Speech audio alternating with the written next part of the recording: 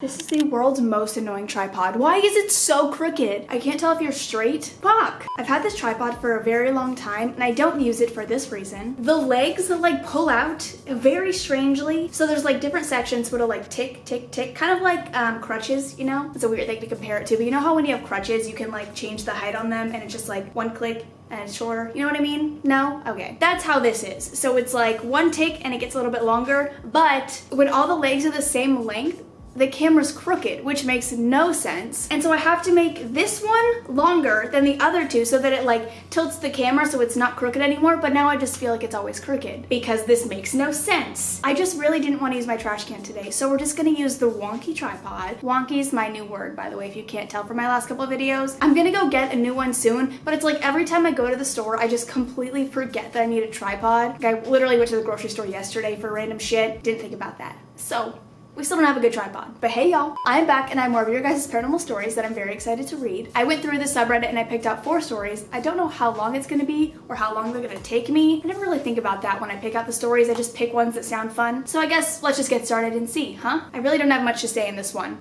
I'm gonna be honest, I have absolutely nothing exciting that's happened to me. It's my niece's birthday today. Happy birthday, Reese. She turns 4 today. It's Thursday when I'm filming this. You're not seeing this till Sunday, so it doesn't even matter anymore, but everybody say happy birthday to Reese. Okay, let's get started. As always, I will have every single story linked down below so you guys can go check them out. All of the stories today are just paranormal. I think I said that. Did I say that? I don't know. The first one is called My Friend's Basement Was Hella Haunted. They said, hi, my name is Alora and I have a lot of paranormal stories, but this is one of the longer ones. I'll probably share more, but for right now, I'm just gonna share this one. Sorry if there are any typos. I type really fast and I mess up and I'm too stupid to notice. I feel that. Except I type really slow.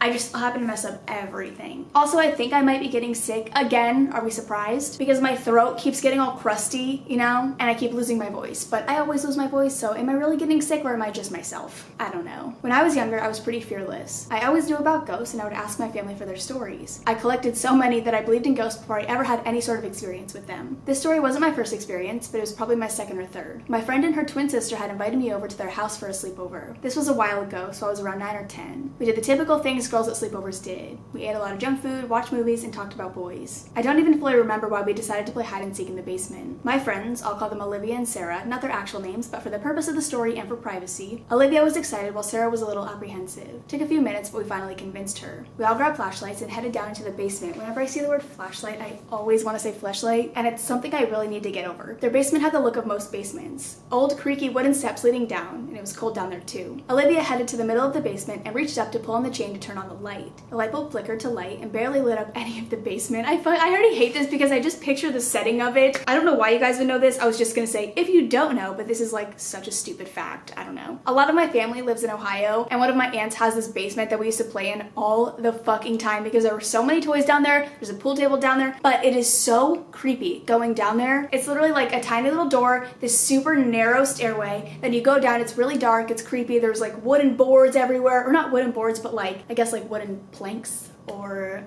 rods, I don't know. But they're everywhere and it's so fucking creepy down there. So that's just what I'm picturing right now, but like without all the fun toys and the happiness from my childhood, you know? The outer portion of the basement and the corners were still dark. Sarah was already trying to pull us back up the stairs, but Olivia and I refused. We started to play hide and seek, choosing Sarah as the seeker because she was being a scaredy cat. You guys are assholes. Olivia and I ran and hid. I didn't see where she went, but I went to hide behind some boxes near the stairs. I crouched down behind them and turned off my flashlight, suddenly realizing how dark it really was. The stairs were in the corner of the basement and they had an area underneath them. I peeked over the top of the boxes, looking at Sarah look behind and under boxes and shelves. I held my hand over my mouth, making sure Sarah couldn't hear me laughing at her. My eyes were pulled away from her when I heard a noise to my left. I wasn't sure what it was and I couldn't see anything. I don't know why I feel like I'm reading this like I would read it to my child or something. You guys are just my children now. I don't know, I'm in a weird mood today. I'm in like a very motherly mood today. Is that a thing? Is that a thing? I don't know. I need kids. Who wants to have a baby? I looked over to see the faint outline of the basement stairs. I could see some lighting coming through the slightly open basement door. The noise sounded like some kind of scratching, but when I saw nothing but darkness, I looked back over to Sarah. She was behind some shelves and going into the darkness where I couldn't see her. I sat back on my legs legs behind the boxes, fidgeting with the rubber on the flashlight, being careful not to turn it on. As I was sitting there, I heard the noise from earlier again. My head whipped to the left, scanning the darkness under the stairs. I'd been sitting in the dark long enough that my eyes began to adjust. I thought I saw the outline of a figure crouched down under the stairs. It looked like they were facing the direction Sarah was, looking through the stairs. They weren't solid stairs. If you were walking up them, you could look down and see under the stairs. I'm not sure if that makes any sense. I know what you mean. It's kind of like the step itself is like obviously solid, but then like the backing of the step is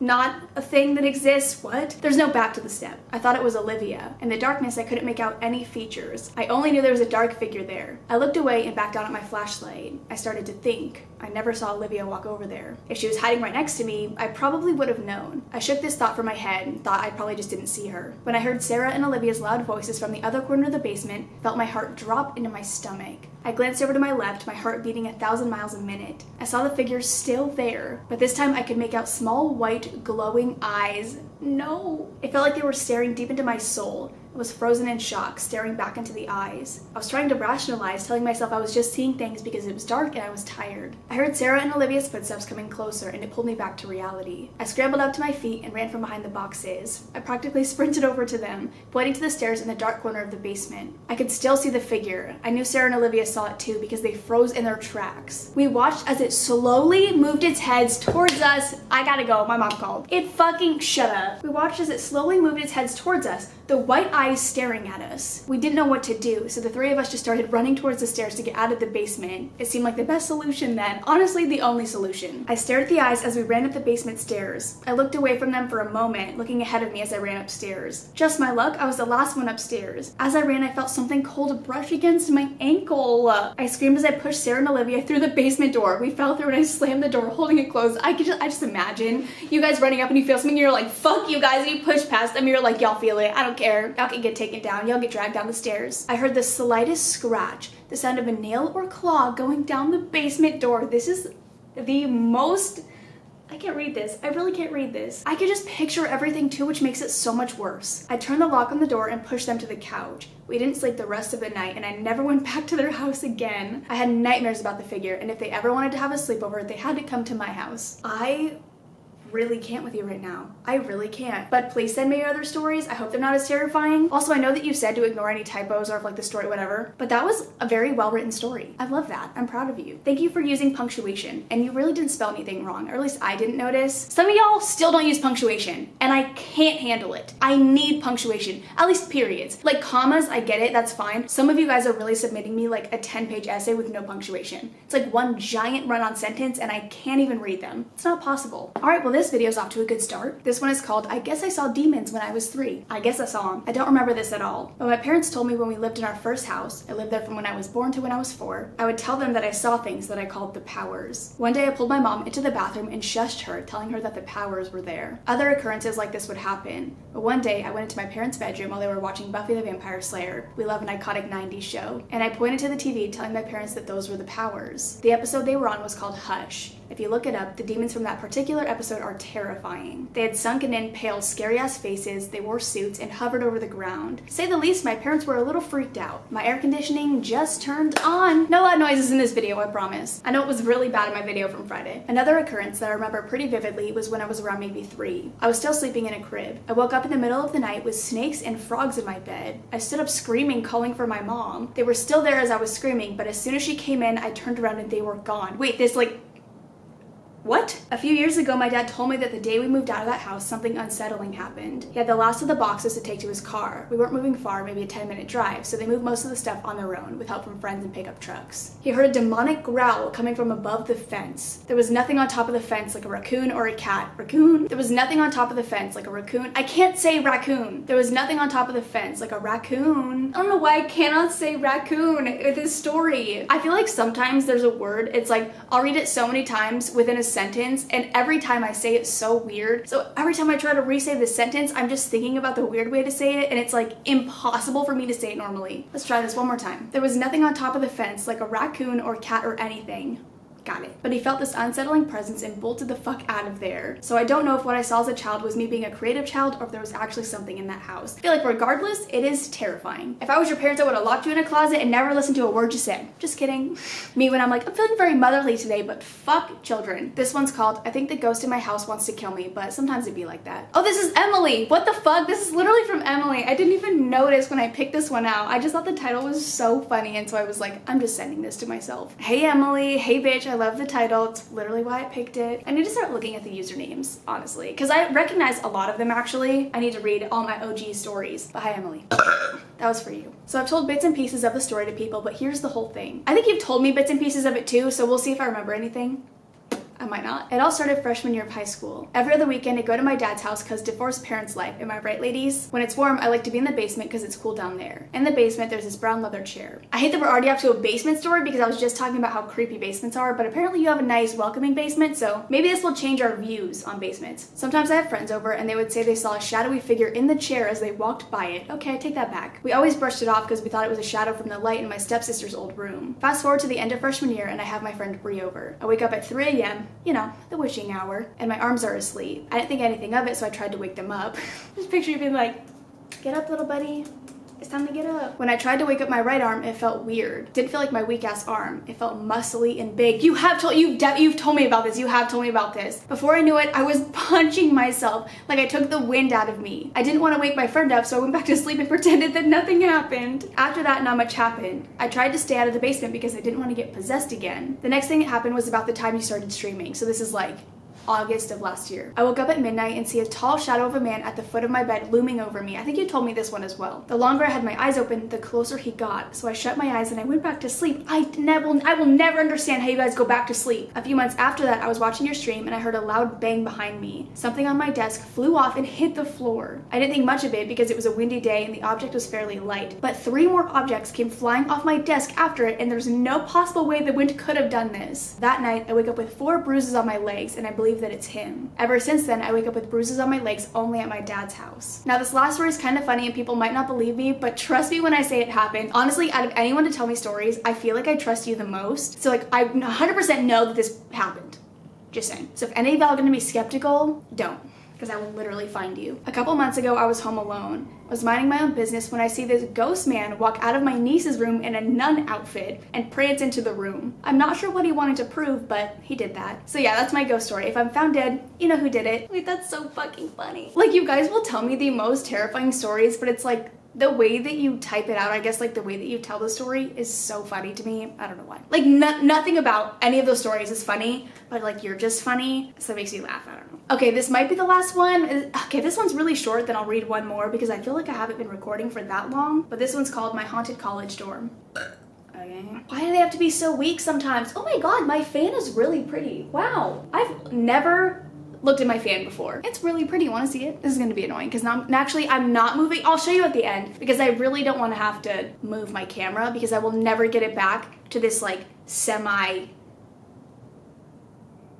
even positioning. My haunted college dorm. Hey y'all, my name is Caitlin and I thought I'd share my story about my haunted college dorm. Anyways, it was my freshman year of college and my first ever dorm room. Of course, being a freshman, we got the lowest of the low in terms of places to live. I was staying on the 8th floor of the second oldest building on my campus. The room was literally the size of a shoebox and was already creepy feeling. My RA told me and my roommate that our entire floor was haunted and I was like, yeah, okay, whatever. I wish I would have listened. Flash forward to our second month of being there and my roommate starts telling me she has sleep paralysis and keeps seeing demons in our room. Crazy bitch. My bed was lofted. Is that how you would say that? If you had a loft bed, your bed was lofted? And the bitch tells me she saw a demon under my bed. I tried not to let it freak me out because she was my longtime friend and I figured she was just trying to get to me. I was wrong. One night she wasn't there and I was alone in the room. A recipe for a horror movie, I know. I was in that weird stage of being asleep kind of, but still being able to hear. I'd been watching Friends and it was still playing and I could still hear it. Then I heard my closet door open. Now let me tell you, this closet door was hard to open. That shit was old and not moving for anyone most days. So I hear it open and I'm wide awake now but fucking frozen in place because I'm terrified. I lay there for a few minutes and nothing else happens, so I start to tell myself I'm crazy and to just go back to sleep. Just as I'm convincing myself to sleep, I start hearing shit falling in my closet and under my bed. Like full-on thuds of things falling onto the ground. Again, I'm frozen and barely looking around to see what the hell is going on.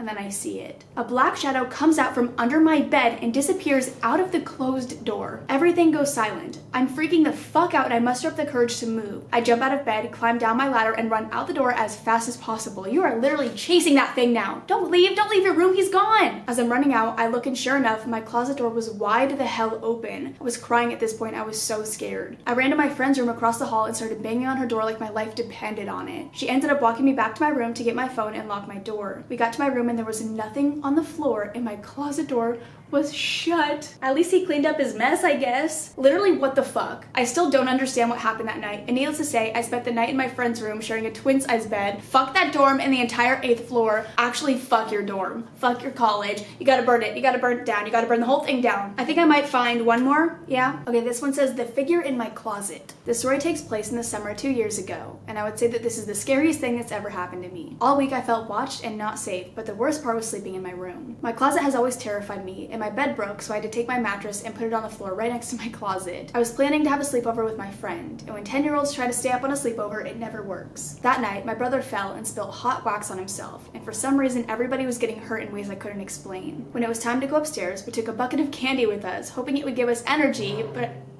what the fuck? But I really wish it didn't. Where do you get just a whole ass bucket of candy? Who has that in their house? Unless it's Halloween. But you said summer?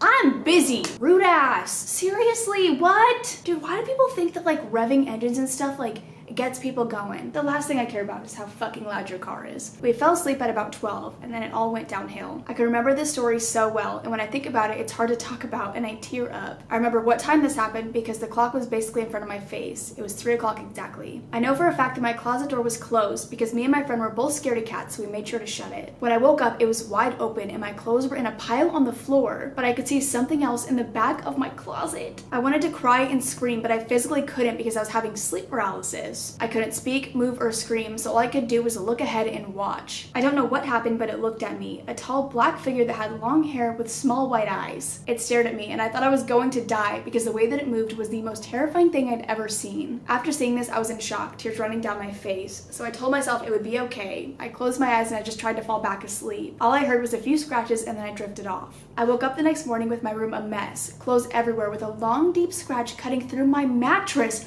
right where I was sleeping. What the fuck? I told my mom and I asked her if she had ever had sleep paralysis, and she said last night was the first night and she saw a tall black figure walking around her bed staring at her. After this, I never slept the same and I'm still terrified for what I saw, and that wasn't the last time. I would only see her in my dreams, but I would wake up with the exact same scratch she did in my dream, and now I wake up with bruises and scratches all the time. I still need to find out what this means. Bitch, I don't know what it means, but you gotta move. You gotta go now. Everyone needs to burn down the houses that they live in, and then maybe we won't have any more ghosts. Yeah?